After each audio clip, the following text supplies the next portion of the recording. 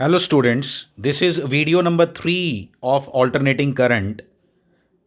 और अब से ही चैप्टर ये स्टार्ट होता है यहाँ से। कैसा है इसको पहले अंडरस्टैंड करो। ये जो टॉपिक हम आज पढ़ने वाले हैं, आज हमने शुरू किया, 2 वीडियोस लगेंगे इसको टोटल ख़त्म करने में। इसके अंदर एक्चुअली क्या कर रहे हैं कि आपके घर में बहुत सारे प्लग होंगे जहाँ पे आप मोबाइल की चार्जिंग करते हो, जहाँ पे आप माइक्रोवेव चलाते हो, कहीं पे भी। जस्ट अपने माइंड में वो रखो। उस माइंड में रखने के बाद आप लोगों को क्या दिखाई दे रहा है एक्चुअली, आपको सबसे पहले ये चीज़ दिखाई देनी चाहिए कि वहाँ जो सप्लाई आ रही है वो कैसी है। आओ मैं बताऊँ, आपके घर में जो सप्लाई आ रही है वो ऐसी है। VT इक्वल टू वोल्टेज मिलती है आपको वहाँ कितनी, कल भी मैंने आपको बताया था, VM साइन ओमेगा T। ये दिमाग में रखो। अब हम वैल्यू नहीं लिखते, हम उसकी जगह ऐसे याद रखेंगे कि भाई VM साइन ओमेगा T है। शक्ल कैसी है उस वेव फॉर्म की, मतलब जो सप्लाई आ रही है उसकी कैसी शक्ल है, वो ऐसी है।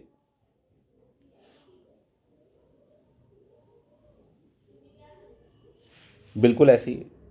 ये वोल्टेज है आपकी VT। अब आपने क्या करना है, उस सॉकेट के अंदर, उस सॉकेट के अंदर आपको ऐसी वोल्टेज गिवन है। Just imagine this.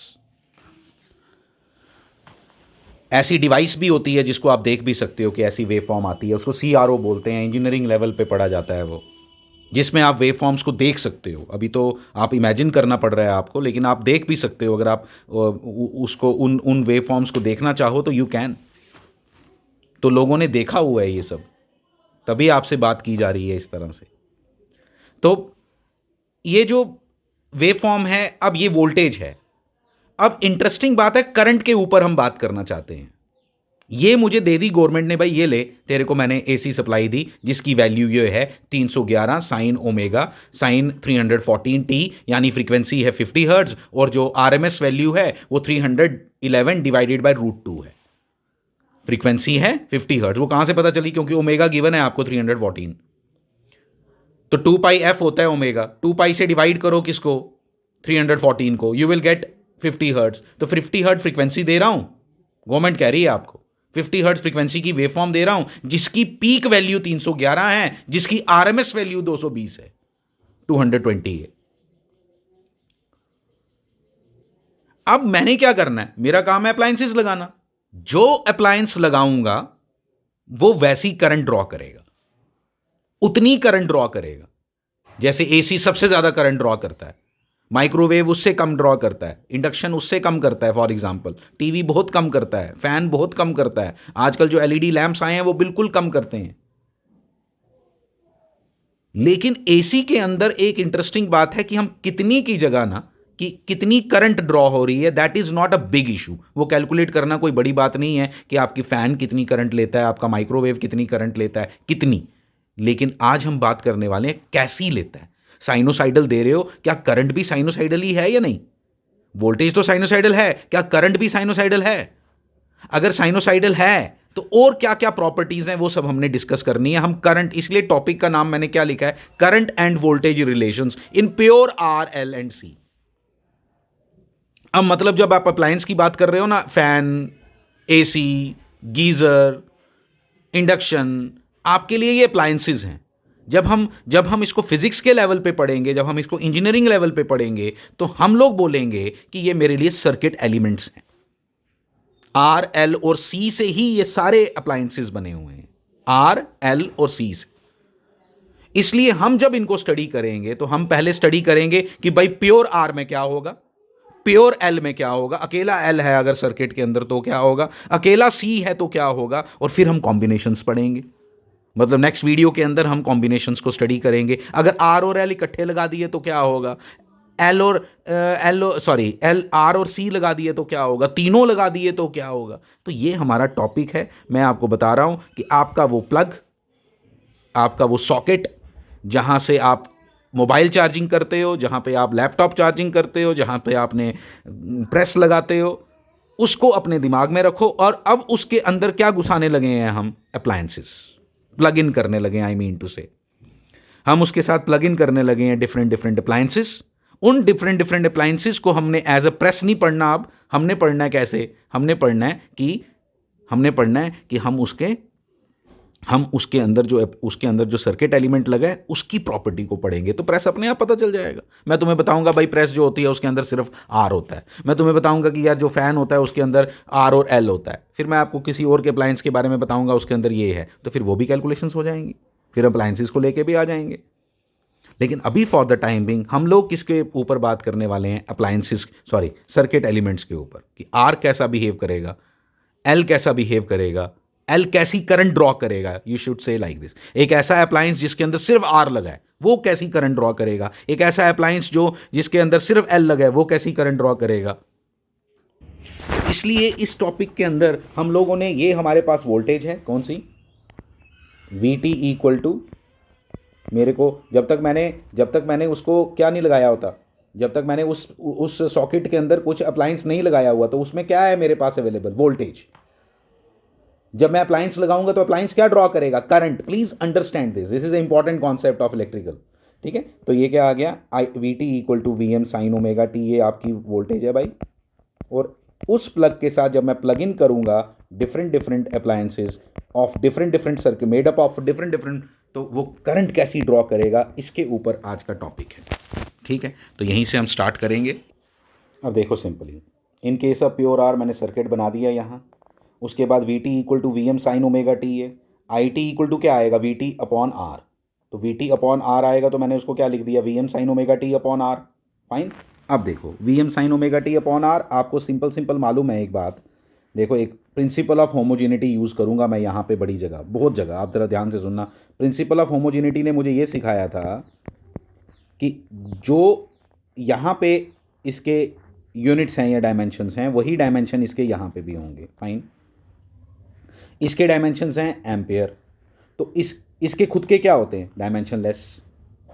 ये रेशो है, it is a dimensionless quantity, तो इसलिए वी एम अपॉन आर के भी क्या होने चाहिए, एम्पेयर। इसलिए हम वी एम अपॉन आर को क्या लिख देते हैं, I am sine omega T.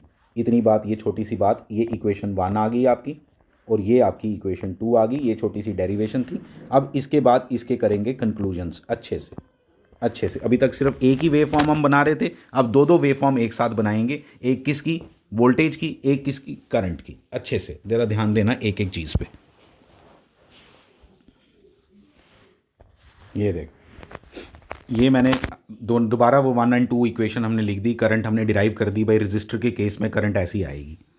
मैंने अभी वेव फॉर्म किसकी बनाई है, आप देख रहे हो, ये वेव फॉर्म बनाई है मैंने वोल्टेज की। ठीक है, मैं वोल्टेज की वेव फॉर्म बनाई है with respect to time T. इसको मैं वी टी लिखूंगा, वी टी नहीं लिखूंगा क्योंकि मैंने करंट की वेव फॉर्म भी बनानी है, इसलिए मैं ऐसे यहाँ लिख दूंगा कि दिस इज़ वी टी, बाद में लिखूंगा, अभी नहीं। ये हो गया इसका वी एम, ये आ गया वी एम। ठीक है, अब मैं करंट की भी वेव फॉर्म बना रहा हूँ। ठीक है, करंट की वेव फॉर्म कैसी आएगी ध्यान देना, वो भी क्या है, V M sine omega T. Shifted नहीं है, कल आपको वीडियो में मैंने समझाया था, शिफ्टेड का मतलब दोनों ओरिजिन से स्टार्ट हो रहे हैं। हमने पहले सपोज किया कि भाई वोल्टेज जो है वो अगर उधर से स्टार्ट हो रही है तो इसको भी हमने वहीं से स्टार्ट किया, तो अब मैं बना रहा हूं दोनों शिफ्टेड नहीं है, दोनों 0 से स्टार्ट हो रही हैं।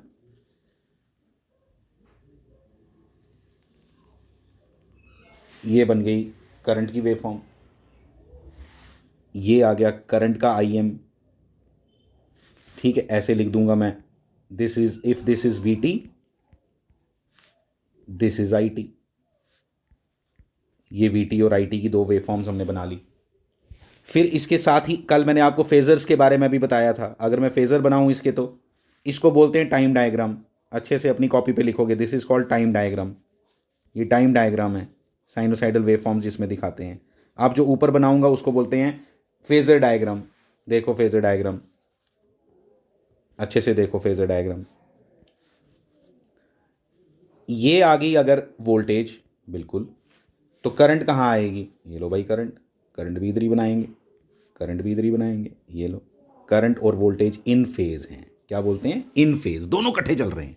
दोनों का आप देख रहे हो, दोनों का मैक्सिमम एक ही टाइम पे आया, दोनों की शुरुआत एक ही टाइम पे हुई, हर चीज बिल्कुल साथ साथ चल रहे हैं, दोनों की फ्रीक्वेंसी सेम है। कैसे मालूम आपको फ्रीक्वेंसी सेम है, ये भी ओमेगा, ये भी ओमेगा। इसको देख के पता चलता है दोनों की फ्रीक्वेंसी सेम है। इसके मतलब गवर्नमेंट अगर मुझे 50 हर्ट्स की मुझे अगर सप्लाई देती है, तो जब मैं ऐसा अप्लायंस उसके साथ कनेक्ट करता हूँ जिसके अंदर सिर्फ आर लगा हुआ है, तो वो जो करंट ड्रॉ करता है वो भी साइनोसाइडल होती है, उसकी फ्रीक्वेंसी भी बराबर होती है, वो भी साइनोसाइडल होती है, उसकी फ्रीक्वेंसी भी बराबर होती है। और एक सबसे इंपॉर्टेंट बात जो हम यहाँ पे बात करेंगे वो आप अपनी कॉपी पे लिखोगे, मैं यहाँ नहीं लिख रहा हूँ। In case of pure R, voltage and current are in phase with each other. In phase with each other का मतलब है दोनों का मैक्सिमम एक ही टाइम पे आया, दोनों का स्टार्टिंग पॉइंट एक ही टाइम पे आया, सब कुछ एक ही टाइम पे चल रहा है। ठीक है, देखो सब कुछ एक ही टाइम पे चल रहा है, कोई प्रॉब्लम नहीं है। ठीक है, तो ये इस तरह से ये आपने कंक्लूजन निकाला और ये इसको बहुत अच्छे से अपने पास लिख के रखो। देखो ये आ गया आपका V T equal to V M sine omega T है। आई टी इक्वल टू क्या फॉर्मूला है, 1/L। कहाँ से आया, मैंने आपको बताया था इंड्यूस्ड ई एम एफ जो इंडक्टर के केस में V T is equal to हम लिखते थे L D I by D T, L D I T by D T. यहाँ से आया, यहाँ से आया। जब आप इधर डी टी ले जाओगे, इधर ले जाओ D T, we T D T हो गया, 1/L हो गया, फिर इंटीग्रेशन करो तो आई टी मिल जाएगा। तो यहाँ से इसका आंसर आएगा। ठीक है, तो इसको इस तरह से करेंगे हम। तो ये फॉर्मूला आप डायरेक्ट याद रख लो इस डेरिवेशन के लिए। फिर क्या बनेगा यहाँ, देखो 1/L, ध्यान से करना है प्लीज़। अब इसकी इंटीग्रेशन करनी है विद रिस्पेक्ट टू टी। ठीक है, विद रिस्पेक्ट टू टी जब इंटीग्रेशन करेंगे तो V M cos omega T upon omega, और माइनस भी आएगा। साइन की इंटीग्रेशन माइनस कॉस आती है। जैसे साइन 2t की इंटीग्रेशन क्या होगी, साइन 2t की इंटीग्रेशन होगी माइनस कॉस 2t अपॉन 2। तो यहाँ 2 की जगह ओमेगा है, बस ये है और कुछ नहीं है। ठीक है, very simple, nothing is difficult here. तो आई टी इक्वल टू क्या लिख दूंगा मैं इसकी जगह, इसकी जगह लिख दूंगा अब V M upon omega L, minus sine भी लिखूंगा और लिख दूंगा, इसको लिख दूंगा sine 90 minus theta, 90 minus theta. तो जब मैंने इसको साइन 90 माइनस थीटा लिखा ना, अब मेरा अब इसमें समझने वाली बात है, क्या बनेगा ये। अब इस माइनस साइन को मैं एडजस्ट करूंगा तो मुझे मालूम है sine minus theta equal to sine theta होता है। ठीक है, तो मतलब इस माइनस साइन को मैं अंदर लेके जा सकता हूं। तो क्या बन जाएगा ये क्या बन जाएगा, यहां थोड़ी जगह कम है मेरे पास इसलिए मैं लिख रहा हूं, इसको ध्यान से लिखना जरा। आई टी इक्वल टू ये बन जाएगा V M upon omega L, ध्यान देना please, V M upon omega L sine omega T minus 90 degree. आप 90 डिग्री लिखना चाहते हो या π/2 लिखना चाहते हो, आपकी मर्जी। ठीक है, आपकी मर्जी। 90 डिग्री की जगह मैंने π/2 रेडियन लिख दिया, इधर डिग्री डालना चाहिए, डिग्री में डिग्री डालना चाहिए, रेडियन में कुछ लिखने की ज़रूरत नहीं होती। ठीक है, तो आई टी इक्वल टू ये इक्वेशन आपकी बन गई। इसके आगे मैं बात करूंगा अभी, तो पहले इतनी बात आपको क्लियर हो गई। अब यहाँ से देखो 2-3 चीज़ें सीखने वाली हैं यहाँ। सबसे पहले सबसे सिंपल बात करते हैं कि इसके क्या डायमेंशंस हैं। ये तो एम्पियर है भाई, इसके तो होते नहीं, तो इसके भी क्या होंगे, एम्पियर। अगर इसके एम्पियर हैं, ध्यान देना प्लीज़, इसके तो ऊपर वाले के तो मालूम है वोल्ट हैं, तो वोल्ट अपॉन क्या करो तो एम्पियर होता है, याद रखो ohms.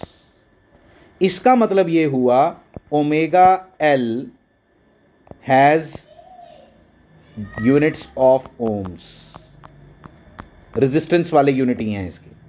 Omega L has a unit of ohms, इसलिए हम इसको क्या लिखेंगे, ओमेगा एल की जगह हम एक्सएल लिखेंगे। एक्सएल इक्वल टू क्या हो जाता है, ओमेगा एल। इसकी जगह ओमेगा एल की जगह हम क्या लिखा करेंगे, एक्सएल। और एक्सएल को बोलते हैं इंडक्टिव रिएक्टेंस, इंडक्टिव रिएक्टेंस। ये नया नाम है, बिल्कुल नया नाम है, याद रखना। इंडक्टिव रिएक्टेंस क्या बना, एक्सएल के यूनिट्स क्या बने, ओम्स वाले। एक्सएल किसके बराबर है, ओमेगा एल के, याद रखना है, बहुत इंपॉर्टेंट फॉर्मूला है। ठीक है, और एक्सएल को क्या बोलते हैं, एक्सएल को इंडक्टिव रिएक्टेंस। ठीक है, तो इधर से मैंने क्या किया ये समझ लो इसको। इसलिए फिर मैं आई टी को पता क्या लिखूंगा, आई टी इक्वल टू लिखा करूंगा आई एम, अब लिख सकता हूँ ना, I M sine omega T minus π/2। ठीक है, ये मैंने किसकी जगह लिख दिया, करंट मैंने डिराइव कर ली। अब ज़रा कंक्लूजन निकालते हैं इसके बारे में, बड़ा इंटरेस्टिंग है अब ये, ठीक है। रजिस्टर इतना इंटरेस्टिंग नहीं था उसमें, क्योंकि इन फेज़ आता है ना तो उसमें पता नहीं चलता, ये बहुत इंटरेस्टिंग है, इसको ज़रा अच्छे से देखेंगे। इस ये देखो, ये मैंने वोल्टेज बना ली फिर से। अब मैं बनाना चाहता हूँ करंट, ठीक है। अब मैंने करंट बनानी है, करंट तो शिफ्टेड है भाई, -π/2 लिखा हुआ है। -π/2 का मतलब हो गया इधर से स्टार्ट होगी, सिखाया कल के वीडियो में मैंने सारा।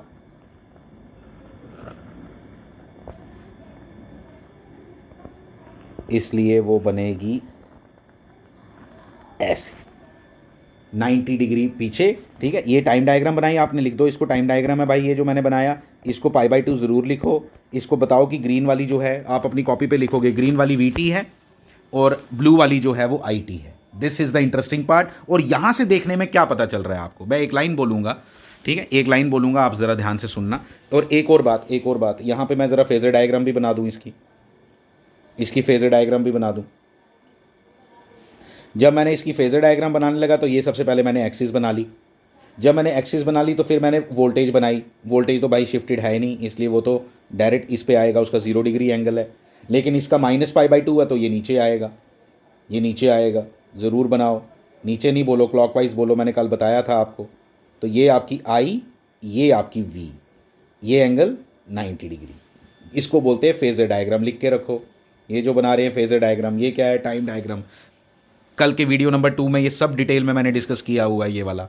अब क्या कंक्लूजन निकलता है यहाँ से, ये जब डायग्राम बनाई ना, अच्छा उसके बाद एक और बात आपको बताता हूँ। ये मैंने यहाँ से स्टार्ट करता हूँ ना, फिर इसको पीछे भी लेके जाओगे तो कोई प्रॉब्लम नहीं है, ऐसे कोई प्रॉब्लम नहीं, ठीक है। ये बना लिया। इसको बनाने के बाद एक कंक्लूजन निकालते हैं यहाँ से। क्या निकाला कंक्लूजन हमने, जो अपनी कॉपीज़ पे आप लिखोगे, in case of pure inductor, पूरा लिखना, in case of pure inductor current lags the voltage by an angle of 90 degree.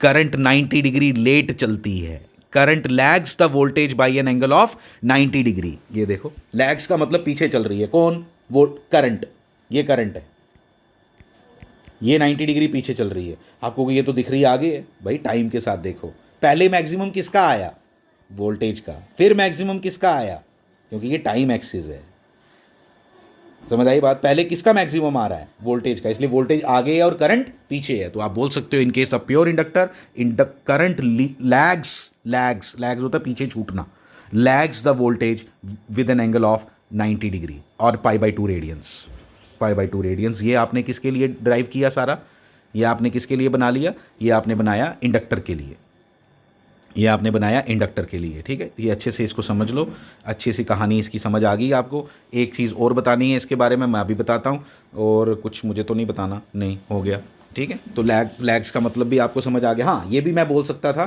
कि वोल्टेज लीड्स द करंट, लेकिन मैंने आपको बताया ना, वोल्टेज इज़ ऑलवेज गिवन। हम प्रिडिक्ट किसको लेके कर रहे हैं, करंट को, लेकिन बोलना बिल्कुल गलत नहीं होगा, आइडियली बोलना चाहिए करंट को लेके, कि करंट जो है वो वोल्टेज से लैग कर रही है in case of pure inductor. लेकिन अगर कोई बोल दे सर मैं क्या बोल सकता हूँ कि वोल्टेज लीड कर रही है करंट को with an angle of 90 degree, yes, क्यों नहीं, बिल्कुल बोलो।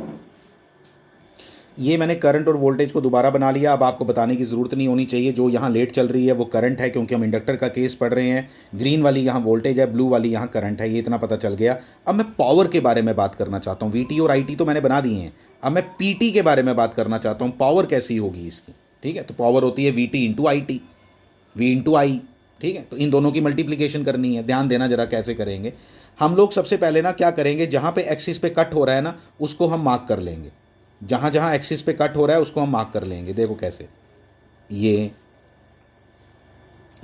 यहाँ ये वाले पॉइंट देखो, मैं डार्क कर रहा हूँ इन पॉइंट्स को, ये और ये सारे बराबर हैं मेरे, चाहे बराबर नहीं बने हैं लेकिन ये हैं सारे बराबर। क्यों, ये भी π/2 होता है, ये भी π/2 होता है, ये भी π/2 है, ये भी π/2 है, ये सारे π/2 हैं, ठीक है। अब ध्यान देना, मल्टीप्लाई करने लगा हूँ। पहले इंटरवल को देखना, 0.1 और 0.2 के बीच में, 0.1 और 0.2 के बीच में क्या नज़र आ रहा है, करंट नेगेटिव है, वोल्टेज पॉजिटिव है, ऐसे देखना है आपने।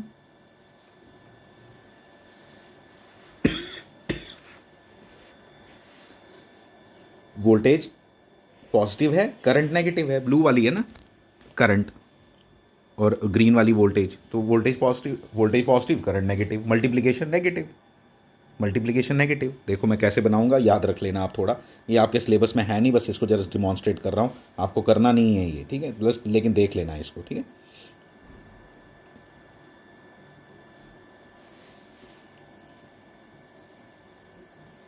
ये बनाया,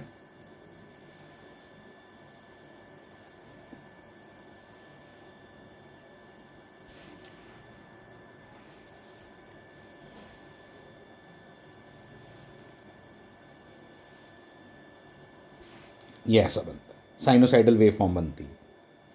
ये जो रेड में आपको दिखाई दे रहा है ये इसकी पावर है। और पावर के बारे में दो बातें बोलूँगा। एवरेज पावर ज़ीरो आ रही है, जितना पोर्शन नीचे है आप देख सकते हो, जितना पोर्शन यहाँ नीचे है ये वाला, जितना पोर्शन यहाँ नीचे है उतना ही पोर्शन ऊपर है, इसलिए इसलिए इसका एवरेज ज़ीरो आएगा। ये देखो जितना पोर्शन ये नीचे है उतना ही पोर्शन ऊपर है। आप कहीं पे भी देख सकते हो। आप इस इंटरवल में जब मैं बात करूंगा ना, मैंने इस इंटरवल का नहीं बताया आपको, इस इंटरवल में ब्लू भी ऊपर है, ग्रीन भी ऊपर है, वोल्टेज भी ऊपर, करंट भी ऊपर, यानी दोनों पॉजिटिव, तो आंसर पॉजिटिव। इधर देखो जरा इस इंटरवल में, नेक्स्ट इंटरवल ये वाला, इधर ब्लू ऊपर ग्रीन नीचे, देख रहे हैं सामने सामने दिखता है, इसलिए नेगेटिव।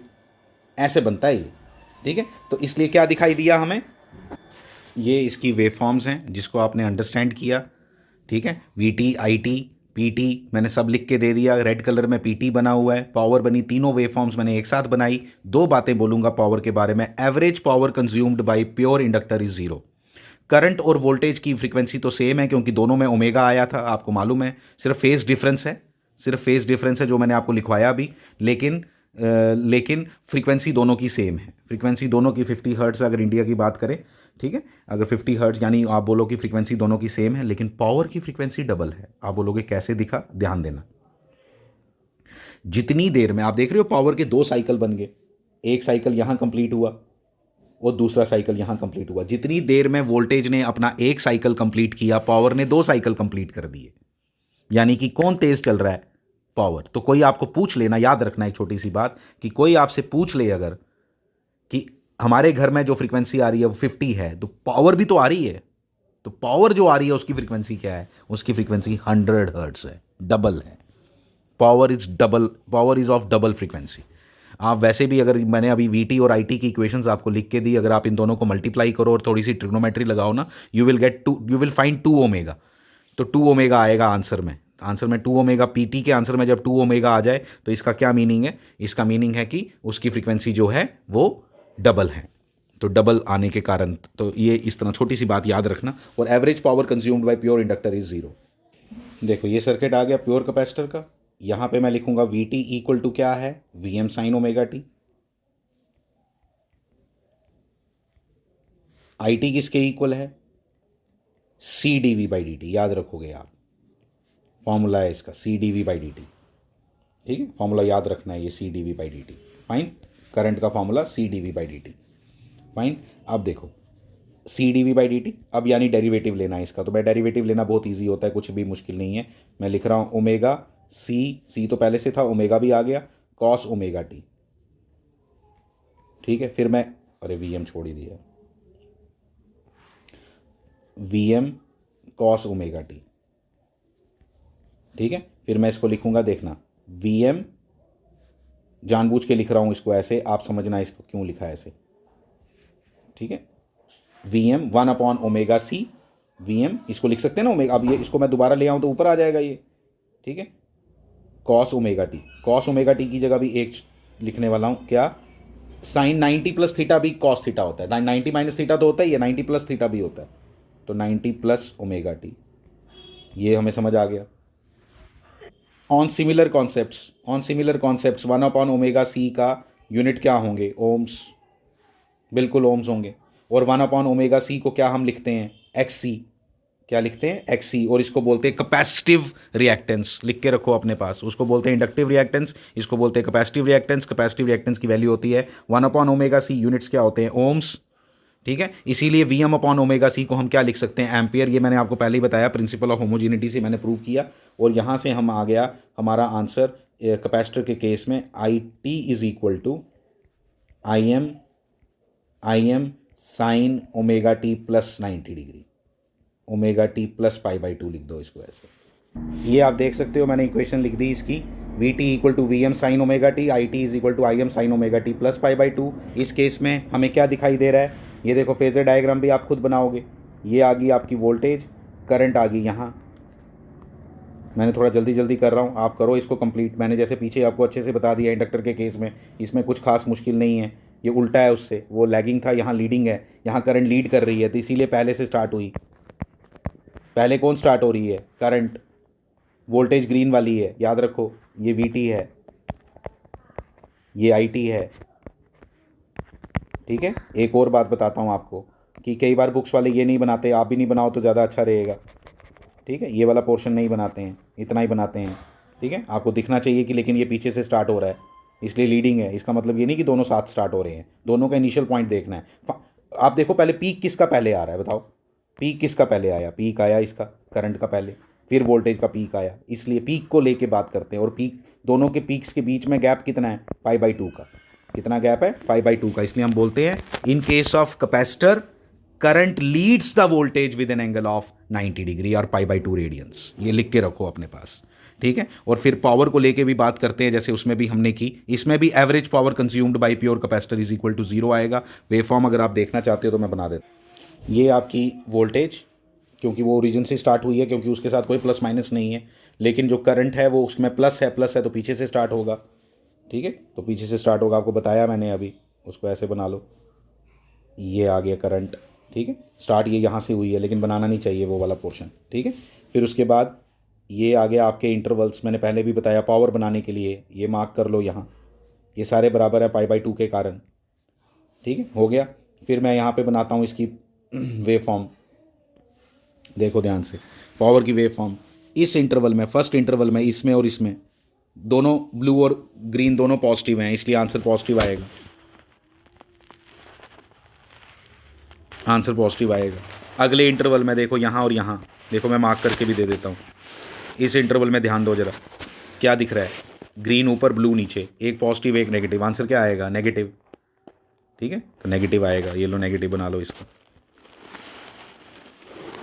अगले में पॉजिटिव, सिमेट्रिकल बनता है, बिल्कुल बिल्कुल सिमेट्रिकल बनता है। देखो ऐसा ही बनता है। ठीक है, जैसे हमने उधर बनाया था बिल्कुल वैसा ही बना। फिर से पावर की फ्रीक्वेंसी डबल दिखाई दे रही है, फिर से एवरेज कंज्यूम्ड जीरो दिखाई दे रही है। रजिस्टर के केस में ज़ीरो नहीं होती, रजिस्टर के केस में ज़ीरो नहीं होती, वो भी मैं आपको अभी बता देता हूँ। ठीक है, वो भी मैं अभी बताता हूँ। रजिस्टर का मैंने ये नहीं बताया आपको सारा करके, लेकिन इन दोनों का ज़रूरी था कि average power consumed by pure capacitor and pure inductor is equal to zero. आप ये बना लो। ठीक है, रजिस्टर के केस में कैसा था आपको बड़े अच्छे से मालूम है कि वोल्टेज और करंट तो आपस में इन फेज थे।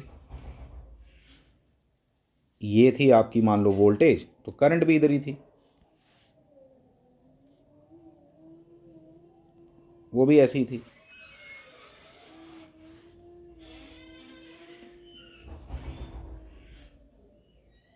ठीक है, थोड़ी प्रैक्टिस करनी पड़ती है इसको बनाने के लिए। ठीक है, फिर अब पावर बनानी है। पावर के लिए क्या करते हैं, इंटरवल्स मार्क करते हैं। पहले इंटरवल के बीच में दोनों पॉजिटिव, अगले दो इधर इंटरवल ही कम बने। इधर इसका आंसर देखो कैसा आएगा, मैं बताता हूँ, आपको समझ आ जाएगा। ये लो, ये आ गई आपकी ये पावर, ये, इसलिए यहाँ एवरेज ज़ीरो नहीं है।